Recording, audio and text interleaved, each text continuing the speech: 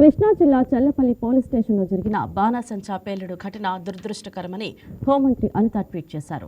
ప్రమాద ఘటనపై జిల్లా ఎస్పీతో ఫోన్లో మాట్లాడి పూర్తి వివరాలు తెలుసుకోవడం జరిగిందన్నారు. పేలుడు గాయపడిన ఎస్ఐ దుర్గాంజనేయులు, కోర్టు కానిస్టేబుల్ అబ్దుల్లా, ఇతర సిబ్బందికి మెరుగైన వైద్య చికిత్స అందించాలని ఎస్పీని ఆదేశించినట్లు తెలిపారు. తీవ్రంగా గాయపడ్డ వారిని విజయవాడ ఆసుపత్రికి తరలించి మెరుగైన చికిత్స అందించాలని ఆదేశాలు జారీ చేశామని పేర్కొన్నారు. బాధితులకు ప్రభుత్వం అండగా ఉంటుందని భరోసానిచ్చారు. ఘటనకు సంబంధించి పూర్తి వివరాలు సేకరించాలని, భవిష్యత్తులో ఇలాంటివి పునరావృతం కాకుండా తగిన జాగ్రత్తలు తీసుకోవాలని అధికారులకు సూచించారు.